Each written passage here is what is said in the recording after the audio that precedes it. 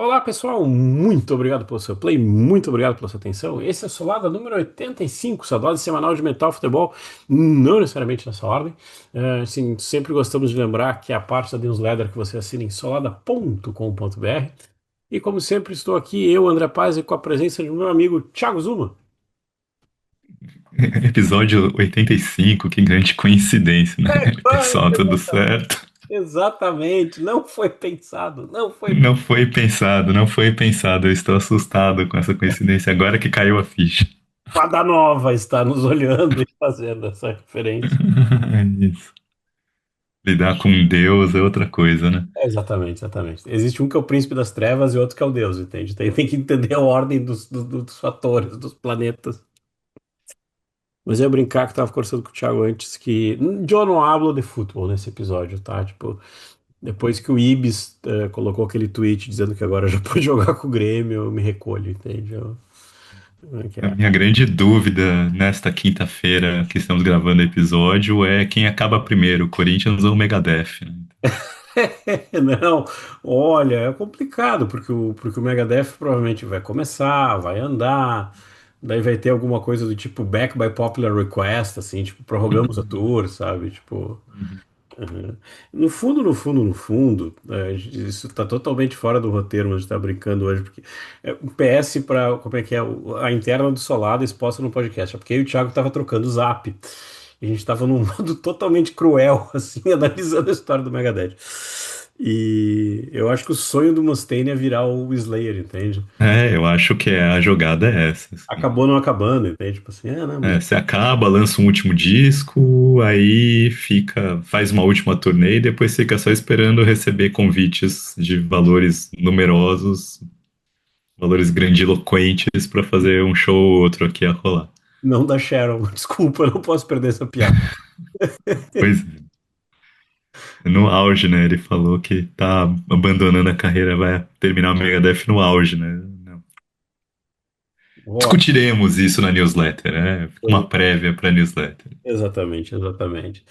Ah, mas tem uma coisa legal que você já viu pelo título. Esses dias eu também estava vendo outro podcast dessa história do título. Eu digo, pelo eu sou eu que sou só o babão do título. Mas o Thiago tava com uma provocação que eu acho legal e que pode ter visto ali pelo título, que é a história de. Tem um span, tem uma linha reta de 10 anos na carreira do Dio. A gente começa a definir talvez o primeiro ponto dessa linha. Depois a gente vai falar um pouquinho, vai quebrar um pouco, mas é uma linha que ela, se a gente olha, é uma linha que tem esse cantor que vem quebrando tudo com o tal de Elf, com o tal de Elf, que é o senhor Padanova, o senhor Ronnie James Dio, e que em 75, e perdão, eu estava lembrando assim, e que também aqui de PS, perdão quebrar o raciocínio, mas e que também aqui é uma espécie também de justiça poética nossa, que a gente falou tanto de Sabá, Sabá, Sabá, Sabá, então já que o Sabá não fala, a gente fala do Dio um pouquinho depois, sabe? Tipo, a gente faz a nossa homenagem. Mas voltando para a história, a gente tem essa linha reta de 10 anos que é 75 com o primeiro disco do Rainbow, 85 com o Sacred Heart já da carreira solo do Dio.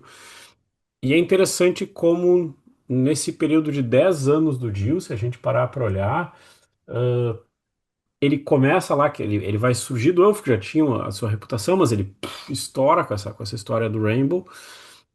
É um período de 10 anos muito, como é que eu digo assim, é um período de 10 anos que ele, Rainbow, Sabá, carreira solo, ah, Resumindo, assim, é um período que ele sai de uma banda de abertura do Deep Purple pra virar pra ser headliner do Madison Square Garden, solo. Isso que aconteceu com a carreira dele. mas aí eu vou perguntar pro Thiago, primeira coisa de cara, a gente pode dizer que talvez o Sacred Heart seria o começo de um momento mais irregular da carreira do Dio, depois de tudo que tava, tipo assim, porque é complicado, eu tava olhando pra discografia antes, é complicado quando a gente olha o que que tinha, o que que vem depois. Será que aqui começa a ficar mais montanha-russa? Então, eu acho, musicalmente é sempre discutível. É óbvio, assim, que os dois primeiros discos da carreira solo do Dio são os dois discos mais vendidos da carreira, e o Sacred Heart não consegue manter essa mesma vendagem. Então, comercialmente, é um declínio do qual o Dio nunca se recuperou. Esse é um fato que é inegável, assim. Dio nunca conseguiu mais o sucesso que ele teve. Mas até aí, se a gente parar pra olhar, não foi só o Dio, sabe? Tipo, o É. metal tradicional morre nos Estados Unidos na segunda década, nessa segunda metade da década de 80. Vai ter a Europa como um grande lugar de resistência ainda, dessas bandas continuarem, tem no mercado na Europa, mas nos Estados Unidos não mais. Então o Reino Unido aos poucos vai saindo, mas os Estados Unidos entra, vai totalmente pro hard rock, pro hair metal, né? Que não é hard rock oitentista, não gosto muito de usar o termo hair metal. E então o Dio começa a ficar, o Dio com todos os seus dotes físicos, né, acaba sendo uma pessoa que não tem o apelo para a geração MTV, para a geração que eu via rock na MTV. E ao mesmo tempo, o underground começa a borbulhar com coisas muito mais pesadas do que o Dio. Então, por mais que o underground e o próprio mainstream respeitassem o Dio, os fãs que estavam ou indo para ouvir thrash e derivados, ou os fãs que estavam indo ouvir hair metal, eles estavam ouvindo o hard farofa. O Dio para eles era uma peça, ok, um velhinho que a gente respeita. Sabe, o Dio nunca teve um turbo do Judas Priest, assim, sabe? Que foi um disco que ele se vende ao hard rock e consegue fazer sucesso. Por mais que o Sacred Heart, em alguns momentos, eu acho que tangencia o hard rock muito mais que os dois primeiros discos. Não sei o quanto que é intencional isso ou o quanto que isso foi fruto de outros problemas. Mas sim, dá pra dizer que foi isso. O Dio sai de ser um cara que tava ali com o Elf abrindo pro Deep Purple e que provavelmente se não acontece esse chamado do Blackmore, dificilmente o Elf ia fazer alguma coisa além de ser uma banda nota de rodapé nos anos 70. E o Dio talvez até pudesse entrar no Sabá nos anos 80, mas entraria com outro status no Sabá, né? Entraria num status muito mais elevado que era o que ele construiu com o Rainbow. Então, precisa dessa saída do Elf para o Elf ficar uma banda estabilizada ali, evoluindo, tipo, uma pegada que não tem nada a ver com a pegada do Dio que a gente conhece, mas para virar um monstruoso. A turnê do Sacred Heart tem a maior produção de palco que o Dio já teve na carreira. Então, O dragãozinho que tinha, como é que é, luzes e coisa, tipo, já todo o efeito. era uma produção que foi feita com cara da que fazia o esquema do Super Bowl do futebol americano, que montou o palco, ganhou o prêmio de maior produção de palco de 1985, 86, a temporada ali. Tem um vídeo do Sacred Heart, tinha um na época que saiu, né, que era um vídeo mais curto, ele lançou esse Sacred Heart show inteiro desse do Sacred Heart recentemente. Ele lançou, né, o Andy Dill lançou depois. Mas que é um show que excepcional, assim, você assiste de, tipo, altíssimo nível, produção de palco, ok, anos 80, aquelas coisas do Dio de lidar com a fantasia ali, o coração e tal, o dragãozão no fundo, que o Dio com a espada brigando ali, mas assim, foi uma produção de palco que mostrava que o Dio tava num auge, tava gastando dinheiro na produção de shows numa época que todo mundo fazia isso. E que talvez uma época que o jogo começa a ser esse, do tipo assim, não, você precisa ter que ter alguma coisa de atração do palco. Você não tem telão, né? Mas você tem que ter alguma coisa ali Então isso vai se manter, mas eu acho que o grande problema que o Dio vai ter é que na época do hair metal, essa atração de palco começa a ser os músicos, né? Os músicos começam a ser parte dos atores no palco. Então, e o Dio nunca foi de fazer isso, né? O Dio tinha a visão do Dio era muito mais sacralizada dos músicos do que o Hard Farofa vai ter, então. Engraçado, agora tu falou, eu lembrei. Eu não lembro que letra do Secretary. Tem uma letra que tem uma coisa meio nessa linha, assim. Porque, de novo, depois a gente já chega, né? Just Another Day, né? Eu acho que é essa. Tipo assim, que Just tem. Another Day, que ele fala dos músicos que só tocam, né? Que na verdade, tipo, não é só os músicos. Os empresários mesmo, tipo, tá rolando. Assim, acho que algumas das letras do Sacred Heart se direcionam muito as fraturas internas que estavam acontecendo na banda do Dio.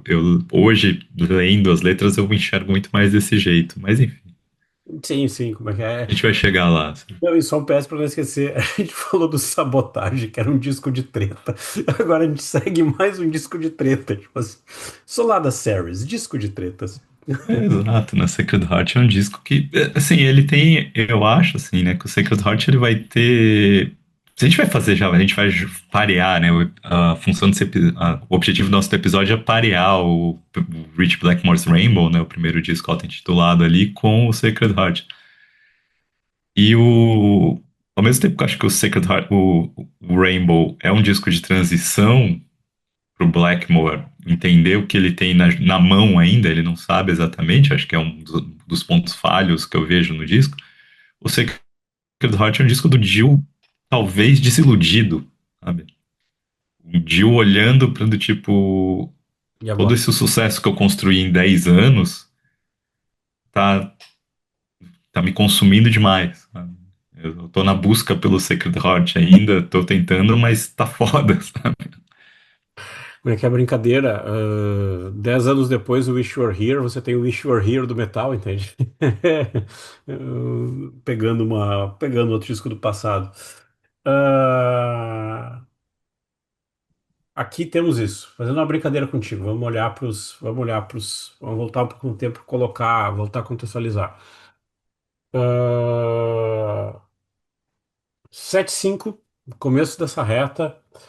Blackmore treta no. Como é que é a história? Blackmore treta no Purple porque não aguenta o lado mais funk, não gosta do Stormbringer. É, Ah, eu quero. é, isso é muito louco, né? Porque eu acho que tem coisas que ele bota nesse disco que caberiam no Stormbringer e no, eu não Come Taste the Band, assim, nesse disco do Rainbow. Mas a briga é, assim, as relações do Deep Purple estão meio de saco cheio, assim, tá todo mundo meio, ele diz, né, nas biografias contam que todo mundo tá meio de saco cheio um do outro nessa fase do Rainbow, principalmente os três que tinham vindo da época do Mark II, né, o Ian Pace, o John Lodge e o Blackmore. E aí o Coverdale e o Glenn Hughes estão empolgadíssimos, né, vivendo a vida, né. Então eles começam a comandar e eles começam a querer fazer esse rock mais funkeado, essa coisa mais. Tá? E o Blackmore, não é que o Blackmore não gosta daquilo, o Blackmore se sente meio de fora disso, né? E aí o Blackmore vê o Quatermass faz uma versão pra Black Sheep of the Family, que eu achava que era uma música do Quatermass, mas eu descobri que é uma música do Fat Mattress, assim, fazendo as procuras ali de coisa. Uma música mais antiga ainda, mas o Rich Blackmore tem a atenção por causa da versão do Quatermass e ele é pô, Black Sheep of the Family e ele se sente reconhecido nessa música, né? Fala, pô, essa música fala de mim. E ele chega pro Purple e fala, pô, a gente devia gravar essa música pro próximo disco. E o Coverdale, o Glenn Hughes olha pra ele, tipo, amigo, não. Not. E isso faz com que o Blackmore fique, pô, que é isso, né, mano? Eu queria gravar isso. E a esposa do Blackmore fala, você devia ver essa banda de abertura do Deep Purple aí, que vai estar sendo a abertura do Deep Purple há 3 anos já. Que tem um vocalista ali que é bom, assim. E aí o Blackmore vai ver o Dio e fala, ó, seu Rony Dio, porque ainda não tinha o James no meu nome. Seu Rony Dio, ó, eu tô querendo gravar um cover dessa música, você gosta dela? E o Dio fala, gosto. Então, vamos no estúdio um dia gravar isso daí, eu levo o seu baterista aí e a gente vê o que que faz. E ele vai lá e quem tá nesse dia no estúdio pra gravar é o tecladista do Procol Harum, né? O Matthew Fisher e o celista do Electric Light Orchestra, o Hugh McDowell, e eles gravam uma versão de Black Sheep of the Family ali, que acho que nunca saiu, assim. E o que acontece é que o Blackmore descobre que, pô, foi legal fazer isso, sabe? E não tá legal gravar, não foi tão legal, foi mais legal gravar essa música com esses caras do que tinha sido gravar o Stormbringer inteiro. E aí ele sai em turnê do Stormbringer e na hora que ele tem uma com o Dio, com o Elf abrindo, e na hora que ele tem as quebradinhas de turnê, ele chega lá e começa a escrever músicas com o Dio. E na hora que a turnê vai dar uma parada, assim, ele vai pra Munique, leva os caras e grava o disco. Ainda em turnê com o Purple. Ele volta, o disco pronto, ele volta pro Purple pra terminar a turnê e fala, ó, não quero. Ao mesmo tempo que isso está acontecendo, o Elf está gravando Trying to Burn the Sun, que é o último disco do Elf. E o John Lord meio que fala pro Dio, fala, ó, amigo, sei que o Blackmore tá te chamando pro lado, mas é encrenca, não vai na dele não, assim, né? E o Dio, não, pode deixar, eu não vou não, vou ficar aqui, só ele tá querendo gravar uma música, eu topo e tal. E aí os caras já encaminhando pra gravar o disco inteiro, né? E aí quando o turnê do Deep Purple termina, o Blackmore anuncia, acabou, é isso. E eu vou ter um disco pronto pra lançar meu agora. Em vez de ser um single solo, eu tenho um disco pronto. Tá ali meu disco pra sair. Disco que eu gravei com o Dio, assim, né? E o Dio disse que era pra se chamar Rich Blackmore and Ronnie James Dio's Rainbow, né? Mas a gente acha, bota meio que truco essa informação do Dio.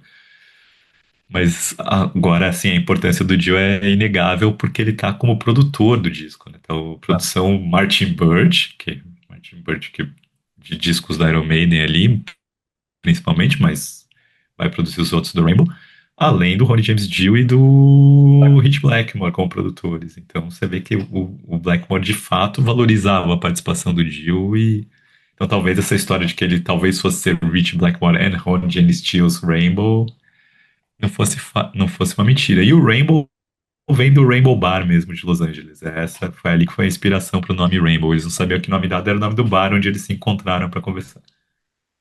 E que daí vira como é que é a mítica do Rainbow, como é que é Rainbow Whisky a Go-Go, os bares da Califórnia. É, acho que já tinha uma certa mística, mas acho que aumenta, né, com isso. Exato. Ah, Acho que inclusive o Dio conheceu a Wendy Dio no Rainbow também. A Wendy pode Dio ser. era uma garçonete do Rainbow, se não tenho enganado. Alguém que trabalhava lá. E vamos fazer uma brincadeira assim, a banda como é que é a turma do Elf ali, então assim, só pra fechar. Blackmore Dio, Gary Driscoll na bateria, Craig Gruber no baixo. Eu ia brincar que toda banda do Dio tem que ter um Craig, tipo, depois vai ter o Craig Gold na história, nomes incomuns. Mikel Sully no teclado, Companhia Limitada. Então É é. só o Steve Edwards, que era o guitarrista do Elf, que acabou ficando de fora, né? O resto tava todo mundo do Elf participou. Por que será? Como diz o medo dele de Brasília. Por que será? Porque, olha, veja bem, a banda do guitarrista, tá? Vamos fazer o spam do outro lado da moeda. Vamos olhar para o outro lado da reta. 10 anos depois, que nem tu falou, eu digo como é que é, um senhor Padanova já cascudo, já tu falou como é que é, tipo, essa coisa de tá, tu usou muito bem o adjetivo antes. E aí, pra onde eu vou? Eu brinco assim que essa coisa de como é que é, ele entra num momento que ele tem que fazer a máquina, por mais que ele tivesse bons escudeiros, mas ele tem que fazer a máquina render um disco bom por ano. É complicado porque, como é que é, como é que é, vem Holy Diver, vem Last in Line. Last in Line. Putz, tipo assim, bah, como é que tu vai fazer essa vaquinha continuar a dar esse leite? Tipo, não é fácil, não é fácil. E pra mim isso acaba dando os cracks, sabe? E depois eu ia te perguntar isso assim, começa a dar os cracks, que pra mim acho que é a coisa mais, acho que para mim a coisa mais sintomática disso é que nem o próprio Vivian Campbell fala, olha, bah, valeu, muito obrigado, fui, entende? Não, não rola. É, então, é que a treta que tava acontecendo assim, né? O Dio, a ideia do Dio, da carreira solo do Dio, era ser. Ele não queria sair de Sabá quando ele fecha o contrato solo. Ele conseguiu lançar, ele ia lançar um disco solo. E muita gente diz que esse disco solo do Dio seria uma coisa meio de All-Star Bands, assim, sabe? Tipo, cada um era um guitarrista pra fazer várias coisas diferentes e tal. E quando ele sai do Sabá, ele tem um adiantamento pra gravar esse disco solo que ele fala, pô, isso aqui vai ser minha vida a partir de agora. E aí ele bota todo o dinheiro que ele tem na vida, todo o dinheiro que ele tinha guardado na vida dele pra fazer essa banda ir pra frente, ensaios, vai achar músicos.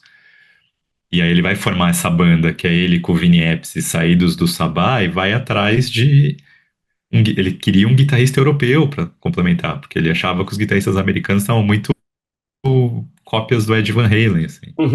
E ele queria achar uma outra pegada de guitarra, outra pegada de guitarrista. E aí o Jimmy Bain, que era um cara que tinha sido amigo dele no Rainbow, que tocou com quem ele tocou no Rainbow, mas com quem não eram, tipo, melhores amigos do Dio, mas era muito difícil você ser um inimigo do Jimmy Bain, porque o Jimmy Bain era um cara muito gente fina, pelo que todo mundo fala, né? E o Jimmy Bain meio que fala, ó, tem dois caras ali que eu acho que fica de olho, esse guitarristinha irlandês Ivan Campbell e esse outro guitarristinha John Sykes. E o Dio acaba optando pelo Vivian Campbell e o Jimmy Ben se põe na banda, né? Fala, beleza, eu vou ser o seu baixista a partir de agora. Daí, Ok, meu pedágio. beleza, vai. Tipo, se o cara é bom, o cara resolve tudo, o cara é gente fina. que não, né? E o Jimmy Bain tava com uma banda que chamava Wild Horses, na época, que era com o Brian Robertson do Tin Lizzy, tinha uma pegada quase New Wave of British Heavy Metal, mas muita gente põe ele na New Wave of British Heavy Metal. E aí, só que como diria o Dio, o Wild Horses era mais famoso porque os caras eram tudo bêbado, maluco, do que pelas músicas que eles estavam fazendo, né? Mas o Dio era uma pessoa que tinha problemas pra falar das outras pessoas, assim, né? Quando ele não estava bem. Aí o que aconteceu disso foi que quando ele montou a banda ali, ele meio que fez um acordo com todo mundo do tipo, ó, eu sou o cara que botou todo o dinheiro aqui, eu tenho que recuperar esse investimento. E então, vocês vão ter um salário legal, mas não vai ser um quarto cada um, sabe? Tipo, eu que tô botando o meu na reta, eu que tô colocando tudo aqui pra fazer. Mas assim que a gente recuperar esse investimento, a gente pode começar a mudar essas percentuais, sabe? Não que vai ficar todo mundo recebendo a mesma coisa que eu, porque mal ou bem eu sou o cara que toca sempre, mas, sabe, vocês deixar de ser meros empregados para ir ganhando uma coisinha a mais aqui e ali. E o primeiro a reclamar disso efetivamente é Vivian Campbell. E o Vivian Verdade. Campbell reclama disso antes da gravação do Sacred Heart. É, então, quando vai gravar o Sacred Heart, o Vivian Campbell já fala: olha, tô achando que a coisa tem que. Eu quero ganhar mais tal. E o Dio fala: pô, no meio da gravação você vem falar isso, cara? Sabe? A gente tá compondo um disco, vamos passar um terminar o disco, depois a gente discute isso. E o Vivian Campbell meio que topa. Fala: beleza, vamos terminar o disco e depois a gente discute isso. Só que o Vivian Campbell era meio que um porta-voz dos outros três. Dos outros, principalmente do Vini Appice e de bem, o Claude Schnell um pouco menos, assim. E o Dio começa a perceber que o clima tá ruim na hora de gravar o Second Heart, do tipo, aquela camaradagem que os dois primeiros discos tinham, sabe? De todo mundo acompanhando tudo na gravação, todo mundo querendo ver, falando, pô, faz isso de novo, ficou legal. Ficou, não, parou de acontecer. O Second Heart o cara vai lá, grava a guitarra dele e vai embora. Jimmy Bain grava baixo, tá bêbado. Vini Appice grava a bateria e desaparece. Daí ele começa a perceber que, tipo, ele tava ficando sozinho. Ele tava tendo que controlar tudo aquilo sozinho. Por isso que fala que a desilusão dele com o sucesso não era exatamente ele ter que lançar um disco por semana. Era o fato de que, tipo, isso tá estourando minhas costas, sabe? É tudo eu. Ele fala mal ou bem, quando ele tava com o Blackmore, a treta que ele teve com o Rainbow era que o Blackmore queria fazer tudo sozinho e ele queria participar. E tinha começado o primeiro disco com os dois meio que dividindo a coisa. A treta que ele tem com o Black Sabbath era que o Black Sabbath tinha três caras mandando, que era o Geezer Butler, Tony Iommi e ele. E ele percebeu que ele perdia todas, porque o Geezer Butler e o Tony Iommi fechavam toda hora. Então era uma democracia que para ele não funcionava, porque ele perdia todas, porque os outros dois estavam acumulados contra ele o tempo todo. Então, agora ele estava na banda dele, que começou a decisão, tipo, vamos fazer isso aí pra frente, de repente ficou só ele. Só, perdão, vou dar uma E cortada, repete. Ele começou a banda dele. ele começou a banda dele que tinha os quatro meio que topando, porque ele vai trazer o Vivian Campbell e o Jimmy Bain de volta para os Estados Unidos, vai botar os caras para morar lá, muito parecido com o que aconteceu no início da carreira do Ozzy, assim.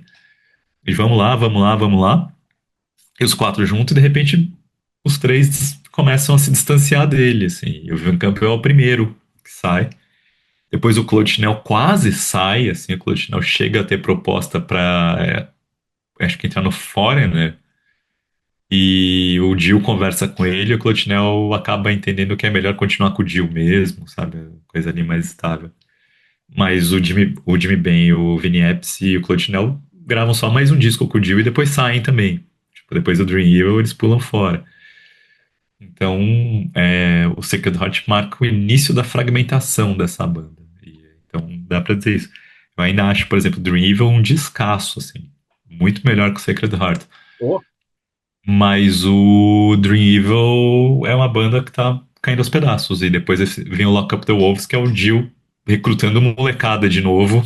Tipo, o Jens Johansson no teclado, vai pegar o Alan Robertson pra ser guitarrista, que era um cara também, um outro moleque pra tocar.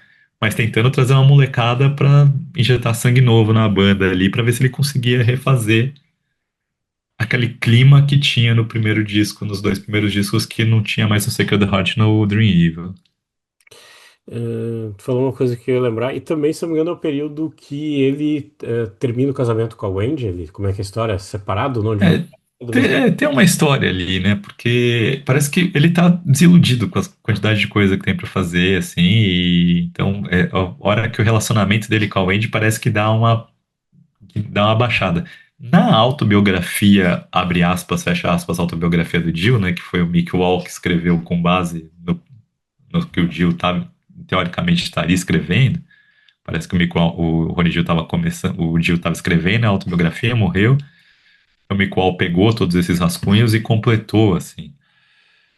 Não menciona essa parte dessa separação da Wendy e Jill, assim. Então, é como se não tivesse acontecido. Em outras biografias que você vê, outras informações que você vê, teoricamente um período que eles estavam mais separados. E daí tem uma história como é que é, teve uma separação, mas não um divórcio, ou seja, o separate ways você não formalmente divor, de fato. O Jill que ele muito fala é que ele se sentiu muito sozinho durante Sacred Heart. Ele não fala sozinho da Wendy e Jill, ele fala sozinho, sozinho. No Tipo, ele mundo. acha que a banda abandonou, ele tava muito tendo que tomar todas as decisões ele mesmo, e obviamente a Wendy Jill era uma pessoa que ajudava ele demais a tomar as decisões ali, né? Então, pode ser que tivesse de fato separado. Vamos para a brincadeira clássica? Bora, assim. Vamos embora então, vamos começar a colidir as crianças. Ah, Isso, começar pela capa, a colisão, que são duas capas bem coisinha, né? mas eu tenho uma defesa da capa do Rainbow, isso aí, tá? Assim, Eu entendo a do Jill, entendo a ideia meio Escher ali, tipo, eu entendo a parada, legal, mas não, tá, não. É que eu acho que sai tanto do padrão de coisas de capa do Jill, sabe, do Holy Diver, caramba, do Last in Line, tipo assim, sim. sai tanto, e que depois volta no Dream Evil, sabe, tipo, Uhum. é muito fora da curva e aquele dragão sorrindo pra mim não rola, desculpa, até hoje eu tenho coisa que eu tenho trauma, assim. O outro, tipo, o outro, sei lá, se você, acho que a capa a capa do Rainbow é aquela coisa bem engraçada que assim, tipo, chora dos 70, né? Aquele airbrush, como é que é aerógrafo, tipo, chora dos 70, mas ok, faz o que precisa fazer, entende? Tipo assim, tá com timestamp, anos 70, assim, que pra mim, ok, não complica a vida, entende? Como a do Sacred Heart pra mim complica. Né, que eu acho que é legal da capa do Rainbow é que acaba te dizendo exatamente o que vai ser o disco, né? Porque é aquela guitarrinha em formato de um castelo medieval, né? Um castelo medieval em formato de guitarra, o arco-íris ali, a coisa meio. É, É, é aquilo que a gente tá, é que aqui tem uma coisa que o Thiago já estava falando por Zap. Como é que é o marco zero do metal espadinha, entende? Tipo assim, aqui começa a espadinha. é uma discussão se vai colocar ali, porque acho que talvez o Uriah Heep, se a gente vai olhar esse Eita, proto-metal né? espadinha, eu acho que o Uriah Heep é mais do que esse disco do Rainbow Sim, ainda. Acho que mil vezes. no Rising a coisa vai começar a tomar mais forma. Mas se eu tivesse que dizer qual que é o marco zero do Metal Espadinha, é Kill the King, que tá no Long Live Rock and Roll, né? Tá no on stage, né? Antes do Long Live Rock and Roll ainda.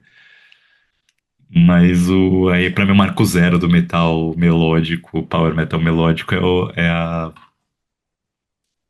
pra mim é Kill the King. Até pelo nome da música, o jeito da música rapidona e tal. Mas se a gente vai discutir o que pode ser proto-power metal, eu acho que o Anthem do Curse of Steel, Bastille Day dá pra você chamar de proto power metal, né? E o Uriah Heep acho que entra bastante também nessa levada. Easy Living pode ser. Exatamente, exatamente. Não, vamos Mas embora. a capa do Jill tem essas inscrições em latim, né? Finis personium reperio tibi sacra cor veneficus ostium avrum. É um feitiço de Harry Potter que você acaba de ler. Tipo, algo assim, ao longo das fronteiras dos sonhos, para encontrei para você o sagrado coração venenoso e a porta dourada.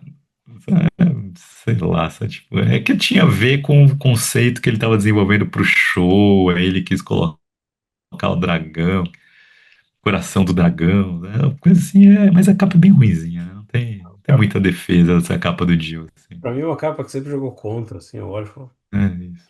como é que eu vou ter que atualizar os votos, vou ter que colocar mais essa, então depois do meu placar, tem que lembrar de colocar mais essa no meu placar. Vamos embora, vou fazer a colisão. Então, primeira colisão, primeira briga, primeiro matchup, diria o pessoal da NFL. Faltam só mais quatro finais. Não, não, como é que é? Faltam mais três finais de semana. A gente tem primeiro Man on the Silver Mountain versus King of Rock and Roll. Já começa pra mim muito complicado, porque assim, a primeira assim, ó, é Purple, é Jill, é que pra, tipo, pra mim assim, Man on Silver Mountain é pra mim Marco Zero dessa coisa espadinha, como é que é? Como é que é? Toda essa coisa, Come and make me holy again. Tem todo um auê, entende? Tem toda uma alegoria e tal. Mas pra mim, assim, é aquela hora que a árvore do metal tá brotando um galho, tá? Sabe? Brotandaço um galho. E do outro lado, é aquela coisa que a gente brinca, assim, aquela coisa clássica que vai aparecer dos dois discos aqui, que é assim, King of Rock and Roll, é aquela coisa que, tipo assim, parece que todos os discos até esse começo, assim, desse disco de metal, de rock pesado, tinha que ter uma faixa, tipo, rock and roll, nós somos os melhores, nós somos, sabe? Tipo assim, parece que todo disco tem que ter check, pagou o pedágio da faixa autoindulgente? Pagou, beleza, agora você pode seguir adiante. Pra mim não tem nem que pensar, arco-íris 1-0 aqui. Então, é engraçado, né? O Dio, ele fala que ele escreveu essa letra pensando no Elvis ou no Ozzy, não nele. O King of Rock and Roll, assim, ele tava com... Ele pensou primeiro sobre o Elvis, depois ele começou a pensar no Ozzy, assim, quando tava escrevendo, assim. O ódio, não, desculpa. Mas eu acho que é autorreferente demais pra ser qualquer um dos dois, assim. É o Dio querendo bancar, né? Depois de We Rock e tal, King of Rock and Roll. Mas eu concordo, é Man on the Silver Mountain sem pensar muito, assim, acho que Man on the Silver Mountain, eu não acho que ela é ainda a versão do estúdio dela, assim, tem umas coisas do Dio colocando uma interpretação ali que vai ser influência pro Rob Halford, certamente, ali no... Quando o Halford for formatando um vocal de metal, mas eu acho que a grande questão que pega, assim, é que o Blackmore ainda não tinha essa pegada de metal melódico nessa música, né? Ou de metal, de fato, essa música. Uhum. Pra mim é quase uma música de transição do que seria o Deep Purple pro seu Rainbow, né? Tipo, o riff é quase uma versão de Smoke on the Water mais Sim, épica, assim. sim, sim, sim, sim, sim, Então, exatamente, exatamente, exatamente. Não estranha que eu tô pegando uma, não estranha que eu tô pegando uma, eu estou pegando uma forma de, ao vivo, eu estou pegando uma forma de registrar o placar aqui, mas exatamente. Agora tu falou faz todo sentido, entende? Agora que tu falou faz todo sentido. Tá, então. e assim, mas eu acho que essa é uma das partes mais legais da Man on the Silver Mountain é na hora que termina o solo e daquela aquela guitarrinha. E aí o Dio entra cantando em cima. Get down the fire. Ah, Sabe, tipo, com a guitarrinha embaixo, assim, que ao vivo fica muito mais legal, porque tem mais peso. O Dio, obviamente, o Dio na carreira solo, quando vai tocar essa música, ele dá muito mais peso, mais velocidade. Aí se a gente começa a entender a transformação dessa música no metal. Mas de fato, assim, a gente vai entender que o Dio não era um vocalista de metal quando ele entra no Rainbow. O Elf tem outra pegada. O Elf tem uma pegada rock and roll, honky tonk ali, assim. Então ele tá formatando, assim, no Rich Blackmore's Rainbow é a primeira vez que ele começa a usar fantasia para escrever a letra. Até então no Elf ele não usava. Então, ele tá, como é que é? Tá lendo uns livros com capa do Frank Frazetta aqui. Começou, isso aqui pode ser legal pra você dar uma lida. Vambora, vamos piorar essa história. Self-Portrait contra Sacred Heart. Rainbow pra mim tem uma levada blues que me ganha aqui. Eu entendo que Sacred Heart é legal. Pra mim ela é uma pré-We Rock, assim. Tipo, tem uma coisa tipo uma We Rock mais calma. Não sei se pré, não lembro de cabeça, mas tipo é uma We Rock mais calma, perdão. Falando correto. Mas pra mim aqui é de novo. Mais uma pro Rainbow. Pra mim, Self-Portrait ganha. nossa, pra mim não dá nem pro cheiro, assim. Sacred Heart ganha, assim, assim. Se no primeiro, na primeira música, tipo, o Man on a Silver Mountain ganha de, tipo, 4-1, pra mim Self-Portrait aqui é 7-1, assim, pro Sacred Heart. Acho que Sacred Heart é muito mais música. Eu acho, assim, das músicas de faixa título do Dio é a que eu mais gosto. Acho épica pra caramba, forte. É onde ele acertou a mão ali. Eu adoro a música. Acho que é daquelas que, tipo. Que a Holy Diver não é exatamente uma música épica, né? A Lasting Line faz uma música épica. E a Sacred Heart, tipo, leva pra outro patamar esse grau de épica do Lasting Line. Uma das coisas que eu fico triste foi que eu nunca vi o Dio tocando Sacred Heart ao vivo. Eu queria muito ver. É uma das músicas favoritas da carreira solo do Dio, assim, eu acho uma música demais, assim. O jeito que ela vai crescendo, como ele coloca, assim, tipo, o jeito que ela vai levando, a levada dela relativamente arrastada, até aí crescendo, o solo magistral do Vivian Campbell, assim. Então, pra mim, é uma daquelas músicas que é, assim, muito boa. Agora, Self-Portrait eu acho uma baita música. É uma baita música, é uma música legal, assim, né? Essa pegada Hendrix pra caramba que ela tem. E aí eu acho que o disco vai ter algumas coisas muito Hendrix, assim, do Blackmore, era uma referência que de fato ele estava trazendo de volta. Ele dizia que ele se inspirou na Manic Depression do Hendrix, que pra mim é meio óbvio quando você ouve, com um Bach, aquela levadinha de piano do Bach, que eu confesso que eu não ouço direito. Assim, ela começa a chamadinha no cowbell, é uma música legal, acho uma música boa, mas assim, perto do Sacred Heart, eu acho que não dá nem pra comparar, assim. Ah, este sagrado instrumento vai aparecer na próxima música e outras. Eu brinco como é que é. Então, como é que é? Então, foi o primeiro golo do Dio aqui. Então, depois temos Cowbells, Cowbells. Black Sheep of the Family contra Another Lie. Bom, eu acho, curiosamente, pra mim é um dos momentos que fica difícil, porque assim, eu entendo toda a importância que tu comentou antes, assim. Eu acho que funciona, mas é que, bah, que pra mim aqui o cowbell pegando, se tu gostou do cowbell lá no Burn, o cowbell do Burn começa a voltar aqui. Então, assim, só que, ok, daí Another Light também é legal. Como é que é? Ele já tá cuspindo, como é que é? Já tá reclamando, como é que é? Não vou falar de Wendy, mas estou falando de Wendy. Mas ainda pra mim, 3-0 Rainbow aqui. Tipo, ó, pra mim, mais um gol do Rainbow. Pra mim, esse é gol do Dio, mas assim, é um gol do Dio que, eu diria assim, Another Line não é das minhas músicas favoritas do disco, assim. E o Black Sheep of the Family eu acho uma música legal, mas eu acho ok, sabe? Também não acho que é uma das, que musicaça que ficou. Agora, a Another Light tem uma coisa assim, que ela vai começar, quando entra o riff dela, parece que vai ter uma música farofenta, assim. E de repente entra o vocal do Dio com raiva e muda completamente, a música ganha outra pegada, assim. E eu adoro o refrão dela, o refrão tenso dela.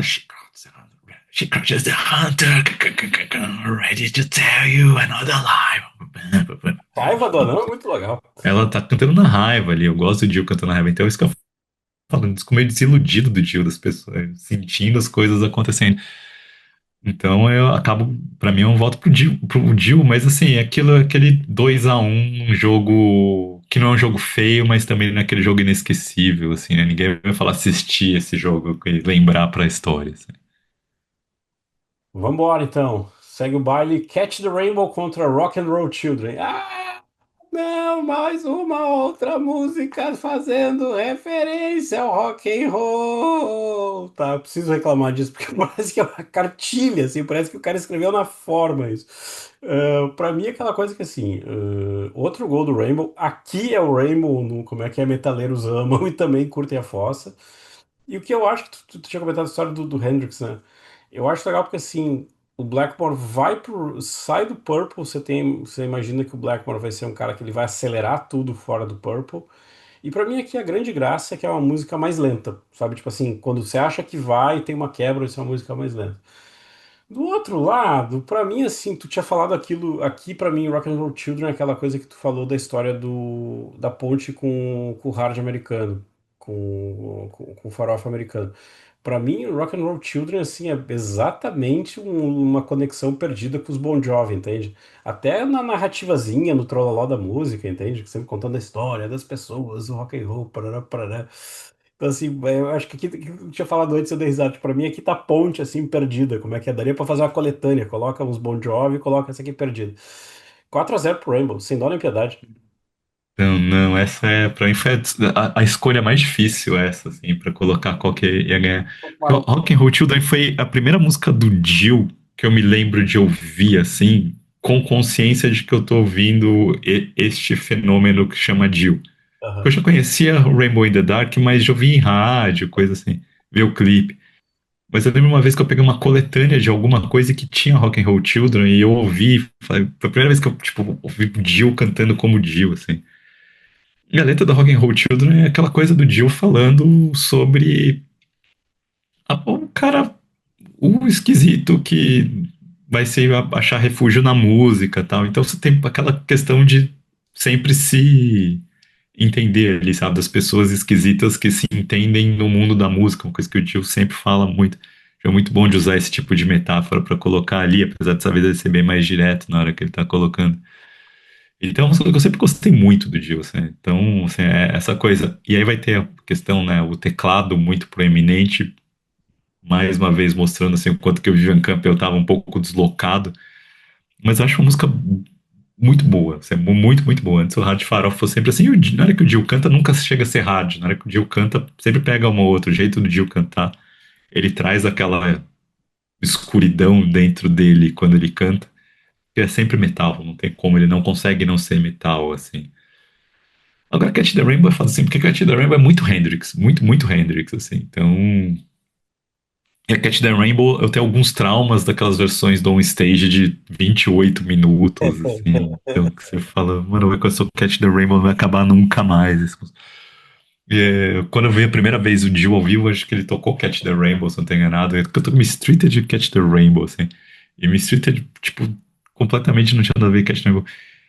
Assim, eu sei que Catch the Rainbow é uma música melhor, mas meu coração pende pra Rock and Roll Children nessa hora, assim, sabe? Então é uma escolha difícil, porque eu tinha, assim, se eu tivesse que fazer uma escolha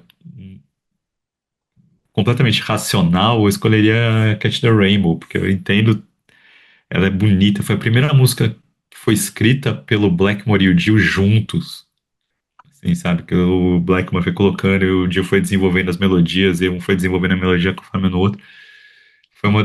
O Dio escreve, basicamente desenvolve esse estilo dele de fazer uma falar sobre fantasia, de colocar essa questão, né, a letra dessa música, então ela é importantíssima pra caramba.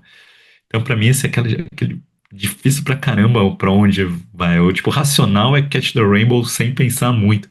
Mas Rock and Roll Children bate no coração de um jeito que é difícil de comparar, assim.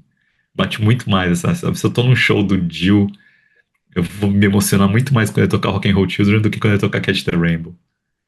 Ok, tá justificado. Snake Charmer contra Hungry for Heaven.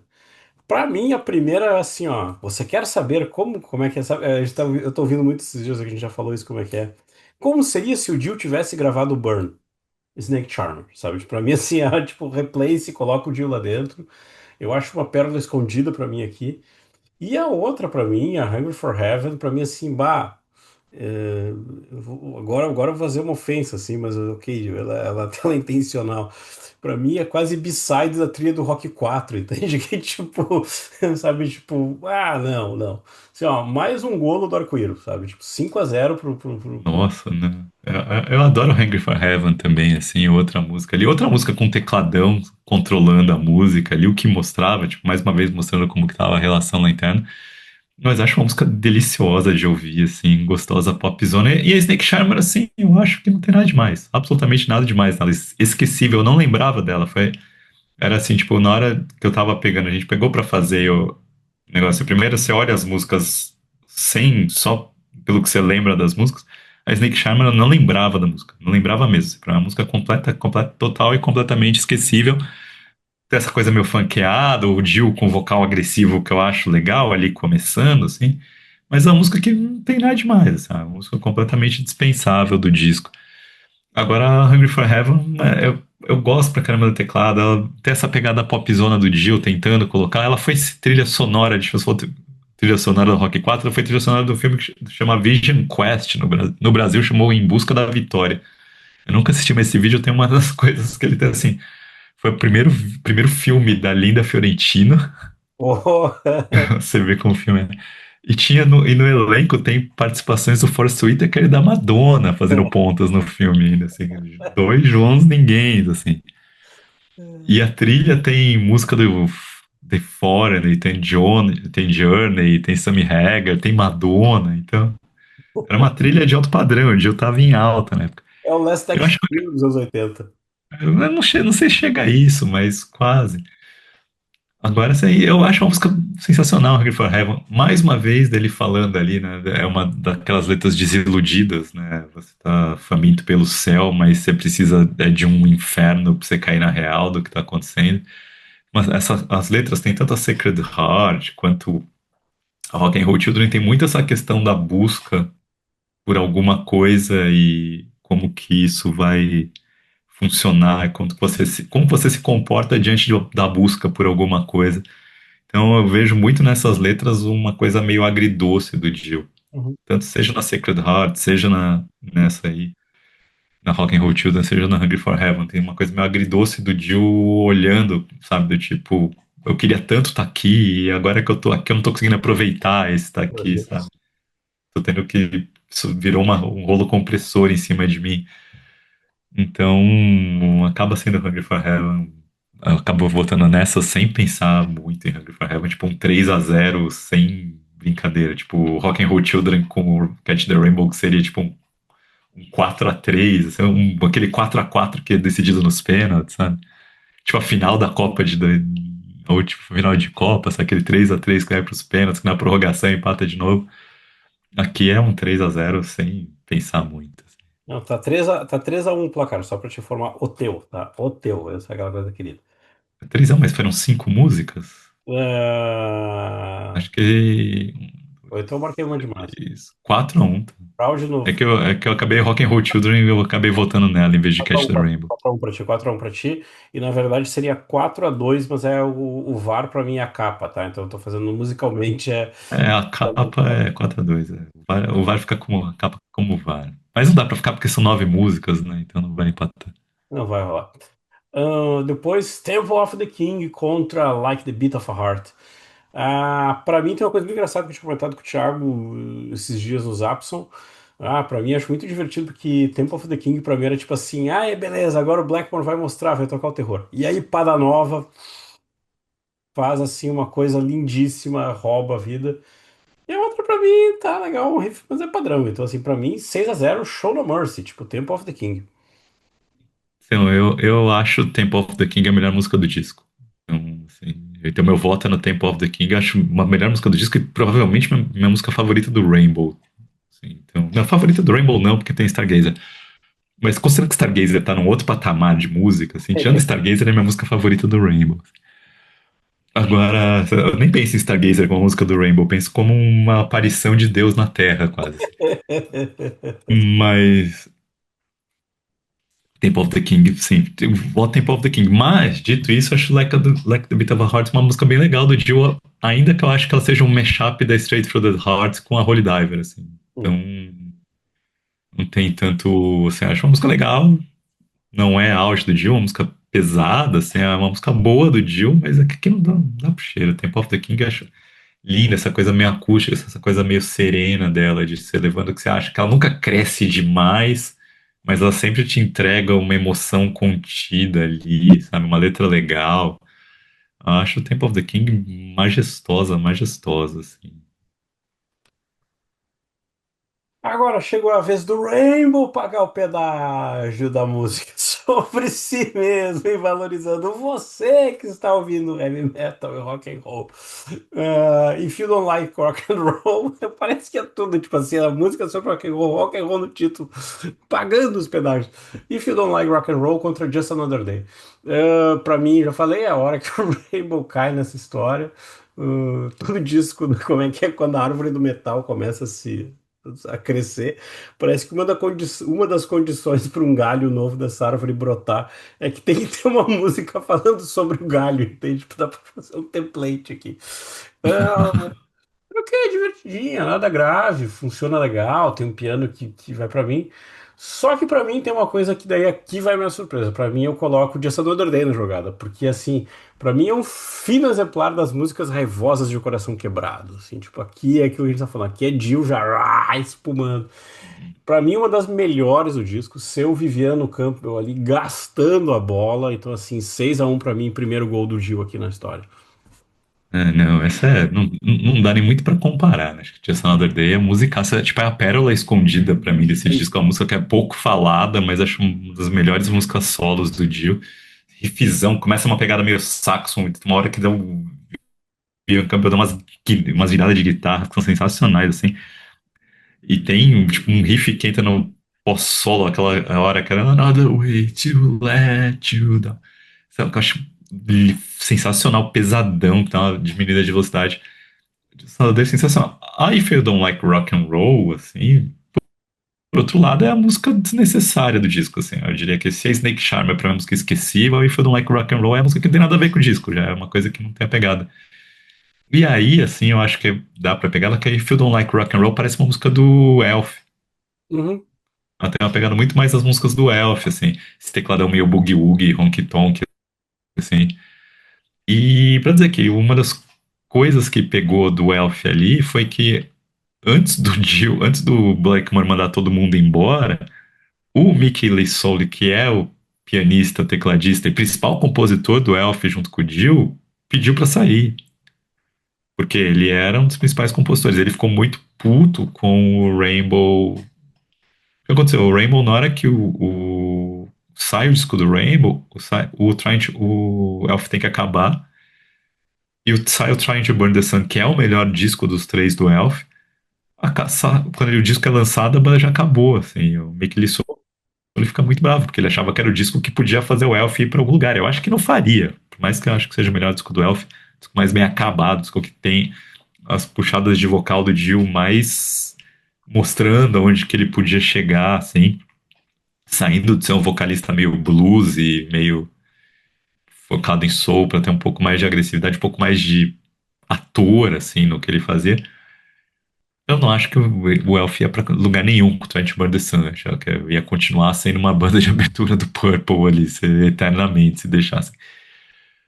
E aí foi um Like Rock and Roll tem essa pegada. E eu acho que o jeito do Mickey Leissole talvez não combinasse mesmo com o Rainbow, e ele não estava afim de ser o empregado do Jill e do Rich Blackmore, né? Então ele é o primeiro que pula fora, depois o Rich Blackmore vai acabar mandando todo mundo embora e substituindo todo mundo, só mantendo o Jill pro Rising.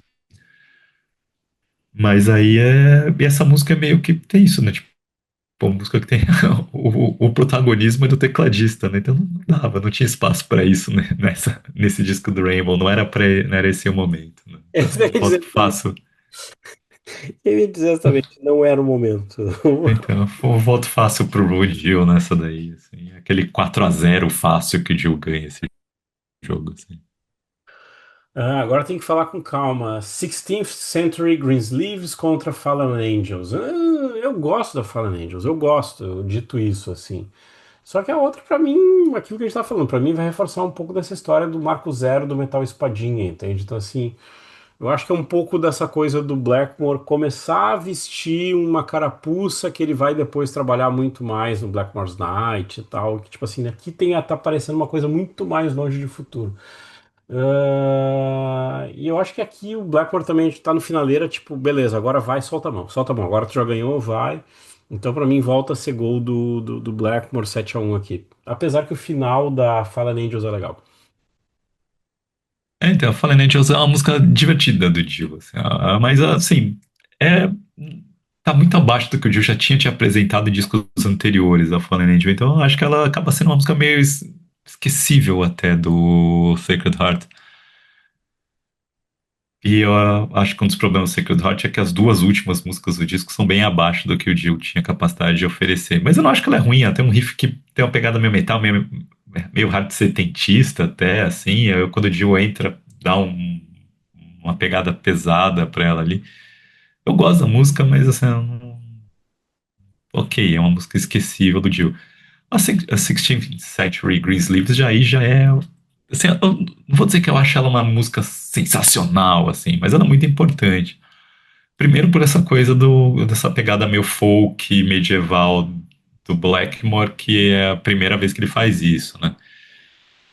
E aí tem um outro ponto, se a gente vai falar de Marco Zero, assim, essa é a primeira letra que o Dio escreveu, porque a ideia foi quando eles gravaram a Black Sheep of the Family, precisava ter um lado B para lançar como single. E o Blackmore mostra, ó, eu tenho essa música pronta, preciso que alguém escreva a letra e musique. E cria umas melodias vocais em cima disso aqui. E aí o Dio pega e escreve a letra, mas tipo, tá basicamente o Blackmore já tinha deixado mais ou menos tudo arrumadinho pra isso. E aí é a primeira vez que o Dio escreve uma letra de pegada fantasiosa, né? Então aqui é o marco zero pro Dio, pra esse Dio que a gente conhece. Escrever a letra ali de pegar essa influência de um folk medieval. Eu acho assim, na hora que ela começa a música, ela tem uma pegada meio que me lembra To The Fire do Deep Purple, aquela, o ritmo dela normal, assim. Mas assim, é uma música legal, eu acho uma música boa, eu não acho que, pra muita gente é um dos auges do disco, eu não acho que esteja perto de Catch the Rainbow, de Men on Silver Mountain, ou principalmente Temple of the King. Acho que ele tá junto, talvez assim, eu goste dela tanto quanto Self-Portrait, que é a música que tá ali, mas assim, eu voto nela contra Fallen Angels, mas assim, é aquela vitóriazinha de Magra. um jogo de 12º contra o 13º lugar do campeonato, o 12º ganhou sem muito problema, assim. Aí depois uma coisa que tu falou antes, né, que vai pra mim aparecer no final, pra fechar uma disputa que não era pra ser difícil, mas pra mim ficou, que é Still I'm Sad versus Shoot Shoot. A primeira é a volta do cowbell. É, a volta do cowbell na história. E eu brinco assim, até o disco tá tão bom que até a hora que o Blackmore fala, tá, não precisa, agora é comigo, o instrumental, deixa que eu resolvo, deixa que eu chuto, descansa que já tá de goleada, pode ser preservar no banco. Pra mim, funciona, vai. Só que a outra eu acho muito engraçado que assim, pra mim me pega essa coisa do chute-chute, sabe? Aquilo que tu falou antes. Quando o Dio dá uma soltadinha no pop, fica legal, sabe? E não é pop, entende? Tem alguma coisa ali que tem um temperinho pop, mas ainda é rock, entende? Então, pra mim, É, aqui pega. Então, como é que é? Perdão, seria um 8-1, mas eu dou o gol pro Dio, sabe? Tipo, fica 8-2 fica, como é que é? 7-2 pra. 7-2. Então, assim, eu acho a Chute Chute uma música ok, assim, eu tenho horas que eu gosto muito dela, horas que eu não gosto muito dela. Confesso que quando eu tava ouvindo o disco dessa última vez, assim, eu talvez cansado, talvez eu acho que o disco, o Sacred Heart, ele tem, ele nunca chega no nível que eu acho que ele poderia chegar se talvez tivesse uma participação maior de guitarra, e tal. Então a Chute Chute ela tem uma pegada meio farofona, assim, mas ela é agressiva também, o Dio canta agressivo, é aquilo que a gente falava, né? O Dio, qualquer coisa que o Dio bota vocal fica metal, né? E E quando ele fica invaretado, melhor. esse Dio, isso quando fica irritado. Então, assim, esse Dio, que é o Dio que vai ficar mais formado com o Sabá ali pra frente, é diferença. É como você quer pegar a diferença dos Dills, assim, você pega a Mistreated do On Stage, depois você pega a Mistreated do The Last in Live, você vai ver a diferença do Dill. Na Mistreated on Stage é um cara que tá sofrendo pela mulher. Tipo, na Mistreated do Last in Live eu tenho medo que ele vai fazer com a mulher, coitado, que ele tá com raiva dela. Na hora que ele fala, I've been looking for a woman, eu falo, meu senhor, coitado quando ele encontra, coitado da mulher quando ele encontra, sabe? Então, agora sim, né? A Still I'm Sad, eu voto na Still I'm Sad nessa, mas assim, é aquilo, pra que uma música instrumental, que não é uma música instrumental, é uma música que tem vocal no original, mas assim, quando você ouve quando você ouve a versão original e você ouve essa versão, cara, você fala, tipo, Blackmore é muito gênio, cara. Que ele faz, ele pega assim, que as melodias que ele toca ali, tipo, aquilo é encanto. Normalmente, ele vai e transpõe aquilo pra guitarra. E com o cowbell ainda, pra É dar um. isso. E aí, assim, você pega assim, faça um exercício, ouça Still I'm Sad na versão do Yardbirds e depois vai ouvir a versão Still I'm Sad que o Blackmore fez com essa música, cara. Então, é aquilo, sabe? Tipo, quando você pergunta o Blackmore é um dos maiores guitarristas de todos os tempos, essa versão de Still I'm Sad é uma das provas disso, como o cara era assim, genial, que ele transforma a música no nível. Depois vai ter o Still I'm Sad, se você quiser ver, o Dio canta ao vivo, né? No on stage tem o Still I'm Sad com vocais e 200 minutos de duração também. Assim, aquela desgraça do tipo, como o Hit Blackmore ao vivo tinha capacidade de fazer tudo ficar chato pra caramba, né? Mas enfim, acabo. Assim, eu queria dar um voto na Chute Chute, seria um voto do tipo, por que que você faz de uma música instrumental na versão do Dio? Mas essa transformação da música me faz votar na Stream Upset mesmo. Tá, o meu placar é outro 8-2. O placar de senhor Thiago Zuma é um empate por conta do VAR, 5-5, tá? E, tipo assim, seria como é que é 4-5 pro Dil, é 5-5 por conta da capa, tá? Mas, tipo assim, a grande surpresa, começou para um lado, foi pro outro. Não, e assim, tá falando o Sacred Heart, pra mim, assim, você pega a discografia do Dio, o Sacred Heart é um dos discos que tá mais embaixo da discografia do Dio, sabe? Tipo, eu gosto, tipo, se colocar ali os dois primeiros, o Dream Evil, eu gosto mais também. Gosto mais do Angry Machines do que dele, gosto mais do Master of the Moon do que ele. Acho que ele entra numa prateleira ali junto com o Mágica. O Mágica e o Killing the Dragon ali, um pouco assim. Depois tem alguns discos do Dio pior, o Strange Highways, que eu não gosto. Tem o Lock Up the Wolves, que eu acho que é um disco bem irregular, assim. Mas eu acho que ele é um disco de terceira prateleira do Dio, assim. Então é que você vê o quanto que eu gosto da carreira só do Dio nessa hora, né? O quanto que o Dio é sensacional. E assim, e do Rainbow, pra mim era o disco que o Dio mais gostava, né? E a gente fez uma analogia muito boa, assim, na hora que tava pensando, porque é basicamente assim, né? Pensa que o Dio é meio que o Garro nessa época do Rainbow, né? Ele com o Elf ali. Ali ele tá com os time dele ali, de repente caiu o Memphis Depay no time que era o Blackmore, né? E, Opa! pô, levou para um nível acima. Mas ainda era o Garro com a 10 aqui, né? Depois o Rich Blackmore vai tomar a 10 dele de vez e mandar embora todos o resto do time e falar, agora eu que escolho o resto dos caras. Aí o Dio vai ter sempre guardar uma certa mágoa disso. Ele vai postar um Mas vídeo eu acho. no Instagram depois. Agora vai postar no Instagram depois. Mas assim, dos três com o Dio, é o disco que eu menos gosto do Rainbow, mas assim, é que eu acho altíssimo nível também. É que eu acho que é muito transição. Depois o Rainbow vai pegar uma cara própria ali. Mesmo o Long Live Rock and Roll, que tem umas coisas ali que o Blackmore tentando forçar a barra para fazer um disco comercial já. Mas ainda assim eu acho que é mais disco do que esse. E o Rising, então, nem se fala. Isso, fala. Apesar que aqui tem coisas matadoras. Nada como ter jogadores bons no time. Não posso falar isso ali no Maitá que vai dar problema. Já disse. Né, mas uma das coisas doidas, né, é que o Rainbow com o Dio não vai dar certo comercialmente, né? Então, assim, ele vai. Esse disco, ele. O Long Live Rock and Roll até sai um pouco, consegue ter. Chegar em posição mais alta na parada da Inglaterra, mas na parada dos Estados Unidos é muito abaixo. Esse disco chega a 30º lugar, tá todo mundo querendo saber o que que é essa banda nova do Rich Blackmore, e depois vai caindo, assim, né? Enquanto o Rising 48, Long Live Rock and Roll chega a 89 na posição nos Estados Unidos, né? Não, esse disco, nenhum disco do Rainbow chegou a ser, desses três primeiros, chegou a ser certificado nem disco de ouro nos Estados Unidos. Quanto pro Dio, assim, o Sacred Heart é o primeiro que não chega a platina, né? O, o Last in Line é platina e o Holy Diver é dupla platina, o Sacred Heart só ganha disco de ouro. Nos Estados Unidos ele até consegue posições melhores do que o Holy Diver, mas não é melhor que a posição que chegou o Last in Line. O Last in Line chegou a ser 23º na parada de discos da Billboard, o Sacred Heart 29º. O Holy Diver só chegou a 56º. No Reino Unido ele chegou no top 5 ali, em quarto lugar, assim como o Last in Line. O Holy Diver não chegou nem no top 10.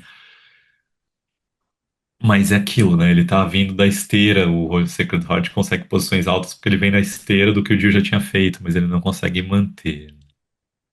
Exato. Aí, aí no meio da tour do Sacred Heart, que o Vivian Campbell pede pra acaba sendo demitido de certa forma, né? Que rola treta que aquela conversa do Dio de antes do disco, o disco pronto, vamos conversar novos valores. O Dio diz que fez uma oferta basicamente triplicando o salário dele do Vivian Campbell. O Vivian Campbell diz que mandou uma contraproposta pedindo um valor mais alto ainda e o Dio diria. sei exatamente quanto que era, e fala que quero 5 dias, quero a resposta em 5 dias. Aí quando o Ian Campbell, quando o Jill chega para querer conversar, assim, o cara já não, o Ian Campbell não quer mais conversar com ninguém, e o Jill já tá botando o Craig Gold, já vai atrás do Craig Gold pra pôr na banda. O Craig Gold que é um cara que participou da primeira fase do Jill, ele nunca foi o guitarrista inicial do Jill, mas quando o Dio ainda não tinha achado um guitarrista pra banda, o Craig Gold deu uma ajudada. Que é a banda que o Craig Gold tocava na época, que era o Half Cut, que é a banda que vai fornecer o Claude Schnell como tecladista também. Era uma banda empresariada pela Wendy Dio. Então chamou o cara pra participar ali, ó. A gente tá gravando umas músicas, você não quer dar uma ajudada só tocar uma guitarra enquanto eles estão gravando ali, pra ver como que era. Na época que tava só o Dio e o Vinny Appice, assim. Nessa época também o Dio chegou a pensar, testar o Jake Lee pra banda e acabou achando que não era a pegada que ele queria. O Jake Lee vai pro Ozzy e o Dio vai pro Reino Unido buscar um guitarrista. Decompomos, olhamos como é que é. Um resultado imprevisível da sua parte. Um resultado imprevisível da sua parte. Acho que é isso, né, Thiago? É o nosso clássico Isso, wrap-up.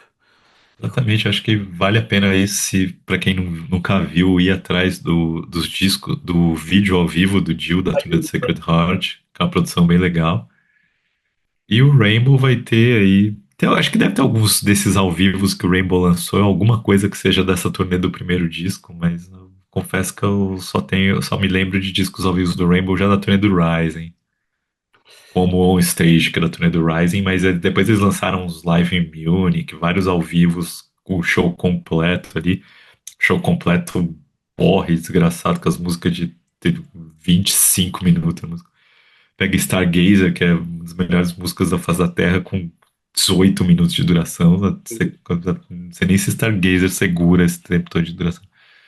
Mas era aquilo, né? Era o Blackmore ao vivo, ame ou deixe, né? Durma, ame ou durma. Não, meu Deus, vou lá buscar cerveja. Como é que é? Dá para enfrentar a fila nesse caso também. Mas é isso, pessoal. Então, muito obrigado pelo seu play, muito obrigado pela sua atenção. Lembre de assinar solada.com.br. É isso, Thiago. Até a próxima, gente. Até mais.